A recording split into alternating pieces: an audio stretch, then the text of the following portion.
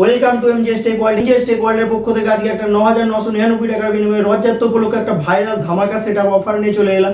তো এর মধ্যে আপনি কি কি পেয়ে যাবেন সেগুলো একটু আপনাদের বলে দিই। এর মধ্যে আপনি পেয়ে যাবেন একটা 821 মাদারবোর্ড, 4 জেনারেশন একটা প্রসেসর পেয়ে যাবেন।